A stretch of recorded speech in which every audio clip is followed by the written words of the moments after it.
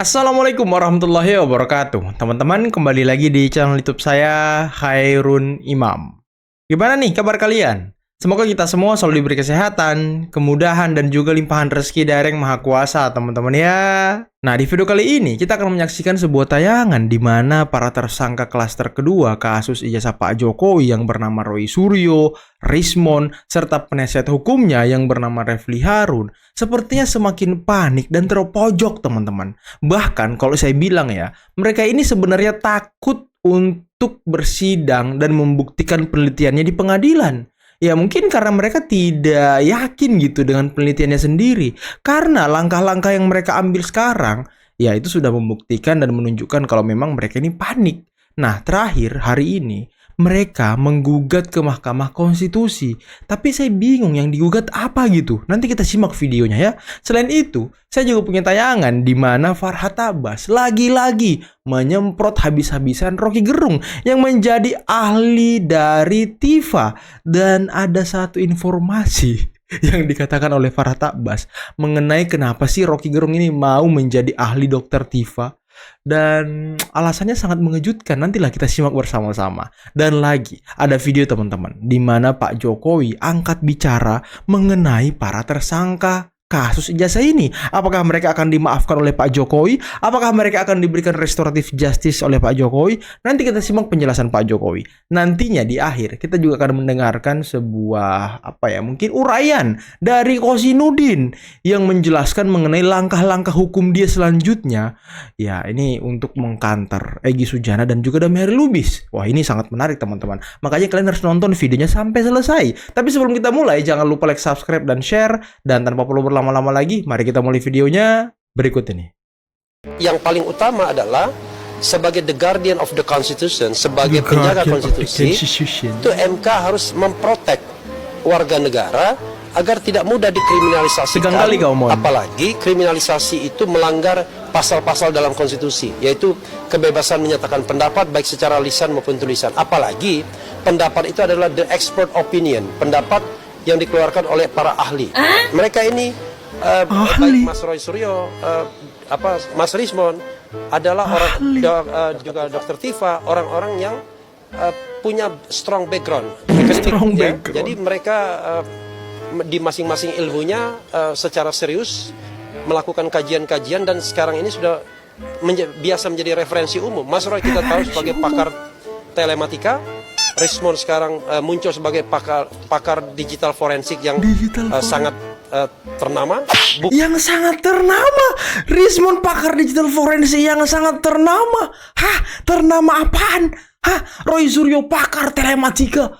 Pakar film blue kali. Hah? Iya nggak sih?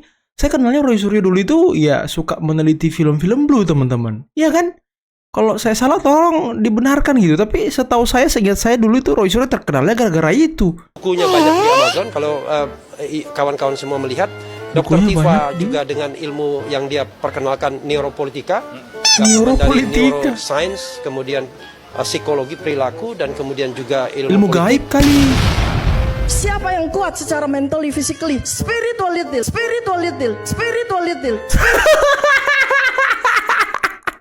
Aduh, ini pakar alam gaib kali. Memberi kesaksian. Kayak Rocky Gerung itu bukan saksi ahli dalam perkara itu. Dia nggak memiliki keahlian di bidang IT maupun di bidang pidana. Nah, ini kan jadi maksud Anda konteks masalahnya. Ya, jadi justru di sini sudah panik. Khawatir aja, bodohnya tersiar gitu loh, jadi ketahuan bodoh semua.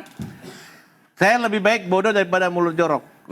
Betul. Apa hubungannya Bang menghadirkan ahli dengan panik? Ya, kan tadi kan mereka kan kalau misalnya saksi ahli itu nggak perlu di kepolisian. Nanti aja dia yang meringankan dia. Nanti aja dia bicara di instruksi. Dengar dulu. Sebentar dalam KUHP yang menyebutkan bahwa tersangka tidak boleh menghadirkan ahli bisa dalam saja, proses penyidikan. tapi dia menghadirkan saksinya kan Rocky Gerung. Kenapa dengan Rocky Gerung? Ya menurut saya Rocky Gerung itu saksi apa ahli? Coba bedakan antara ahli dan saksi. Tidak, dia ahli tapi bukan karena ahli yang profesional, tapi karena kegenitan. Kenapa Anda bilang kegenitan? Kegenitan. Hanya menolong karena tipenya cantik katanya. Udah itu aja. Maksudnya nih? Ya karena Boleh tipenya diperjelas, Bang? cantik aja. Dan saya sudah tanya sama Tipa, kamu bawa Rocky Gerung gara-gara Ini kamu tukang mau gosip terus. ini. Parameternya harusnya KUHAP dan di KUHAP itu diperkenankan baik di tingkat penyidikan. Rocky Gerung mau maupun jadi di persidangan. ahli karena Dan Tifa untuk cantik. mengkonfirmasi apapun boleh di Saya tingkat udah minta, penyidikan, oke, kewenangan tadi masih penyidik, jatah bicara diawali saya. dengan permohonan. Saya sudah dan bertemu permohonan dengan itu penyidik, diterima saya penyidik. minta, Pak, dan kemudian para ditindaklanjuti. terlapor Sebentar, ini dengerin harus dulu. ditahan. Biar pintar dikit Baik. gitu loh. Pertanyaannya, Nah, setelah kalian ikhlas nggak dikonfirmasi- kalau klien-klien Sebentar, ditahan? sebentar Pak Farhad dulu, oke. Ikhlas nggak kalau mereka ditahan? Kalau pertanyaan saya banyak orang Nggak, kalau kalian saya ikhlas. saya Oke. Farhad. Mau nggak kalian menggantikan mereka? Farhad punya kewenangan apa untuk Saya mau nanya aja, karena Anda nggak kalian punya ini- wewenang untuk nahan. Kalian ini mengorbankan. Anda penyidik bukan, Karena Anda gara penyidik terlalu bukan. berani, terlalu banyak omong. Hakim bukan, Anda jaksa bukan. pengacara. Panik penyidik ya kan, bukan. Pak. Dijaga dibilang kliennya mau Oke, ditahan. baik. Bahkan pihak dari Jaksa kasus ini bukan. juga bukan. Aduh, Oke. batuk Farah Abbas. Oke, baik. Beraninya ngomong kayak begini. Baik, kenapa Bang? Kenapa Bang Anda berani ngomong Groginya seperti itu tambah Bang? parah nanti. Minum Karena dulu, saya lihat minum dulu. gini. Sebentar, saya mau tanya dulu kenapa Bang Anda berani Mereka bilang ini- begitu Bang? Ya, bantu dulu lah, Mereka ini- bantu dulu lah. Nah, Minum dulu, minum tarik dulu. nafas, tarik nafas. Selalu bilang bahwa saya pengacara pembela rakyat. Rakyat mana? Bagi saya yang kalian bela itu bukan ahli tapi stres. Orang stres. Yang dikit Oke. lagi akan terbuka kebohongan dan penipuan dia dalam bidang akademik. Bukan ahli tapi Terkait stres. kasus yang di Polda Metro Jaya, Pak, apakah Bapak masih membuka pintu maaf kasus pelaporan ijazah? Pintu maaf selalu terbuka.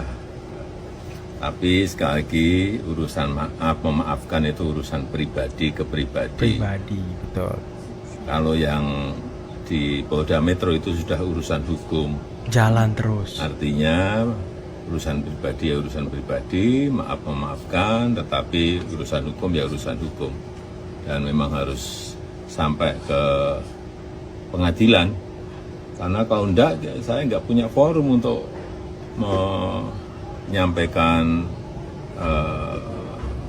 bukti mengenai kasus ijazah ini. Wow. Bentar teman-teman, mungkin ya ini pemikiran saya doang ya.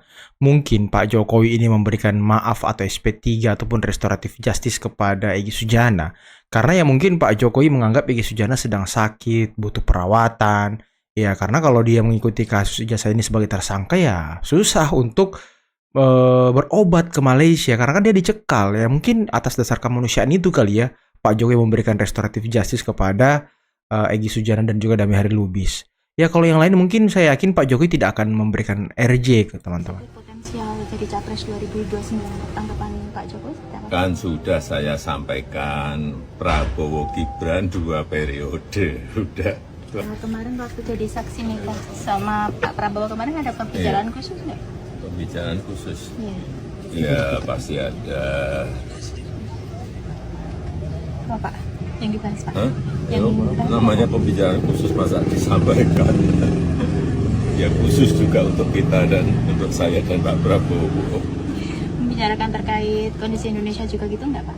Iya, termasuk kemudian situasi global saat ini yang juga penuh dengan ketidakpastian.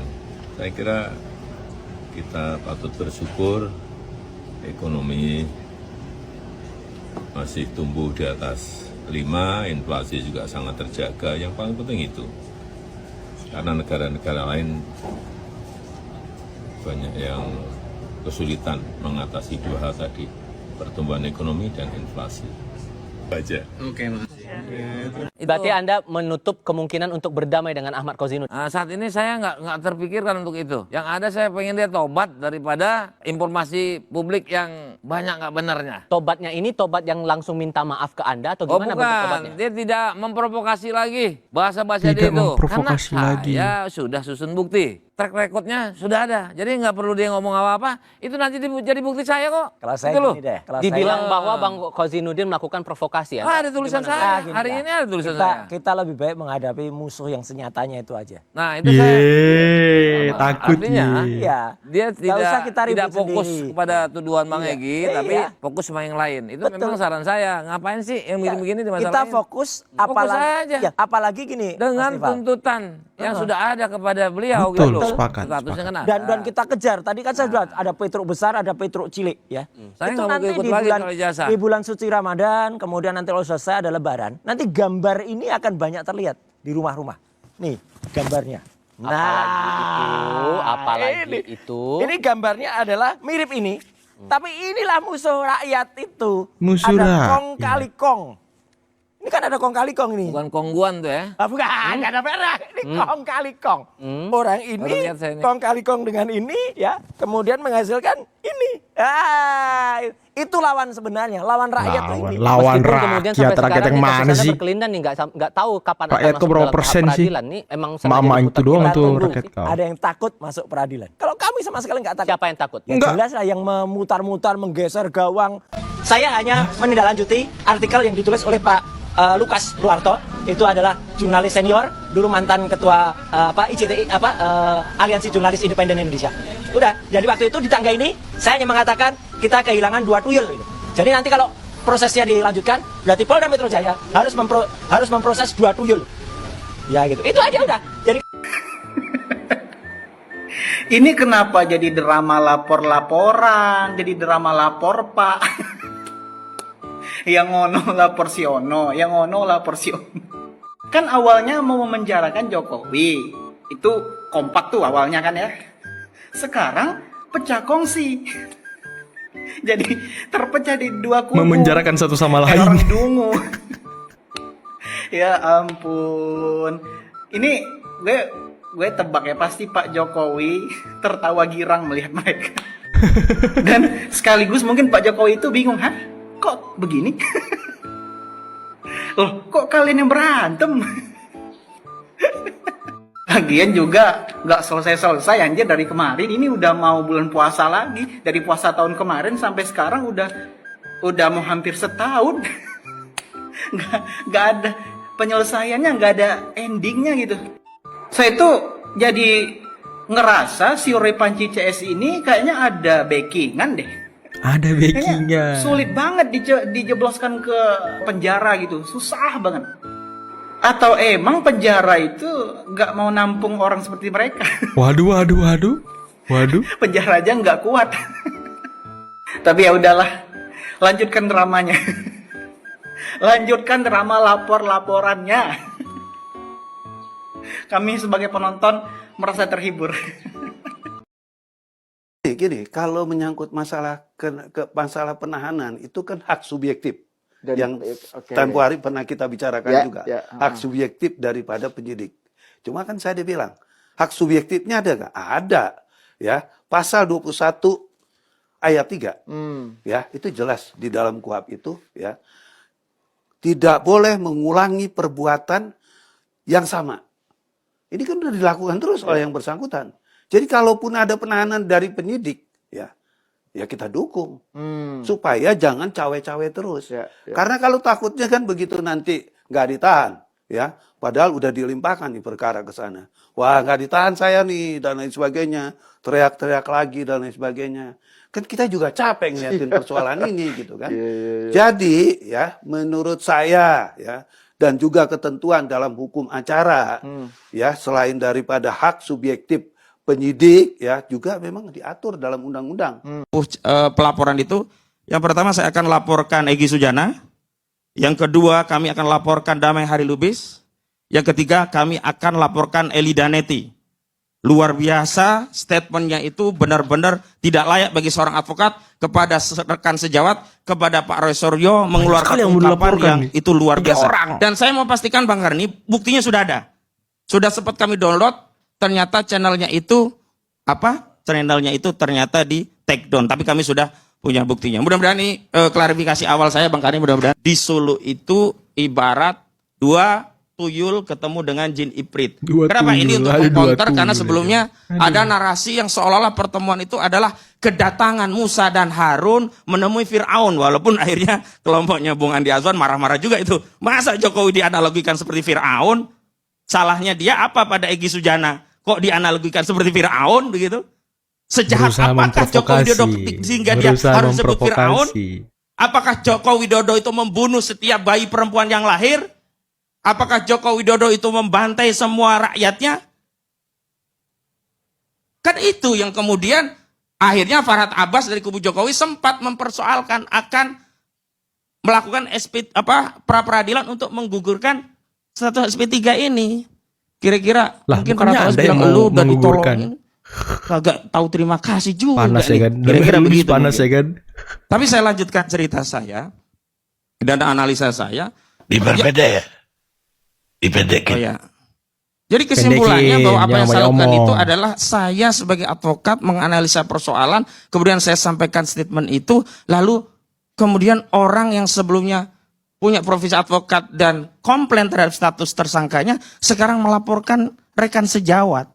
Bahkan dulu orang-orang yang berjuang bersama, saya kemudian menyatakan ini pengkhianatan. Dan itu bukan kata saya, semua menyatakan ini pengkhianatan. Bagaimana mungkin dulu kawan-kawan yang diajak ke Solo tanggal 15-16 April bareng-bareng berjuang untuk membuka ijazah palsu Jokowi. Kemudian masuklah ya kawan-kawan yang punya keahlian seperti Bung Rismon Sianipar, Bu Tifa, Mas Roy. Semua ingin berjuang bareng-bareng. Tiba-tiba ada orang yang mau cari aman sendiri datang ke Solo. Dan memang akhirnya cari aman itu dapat, berhasil.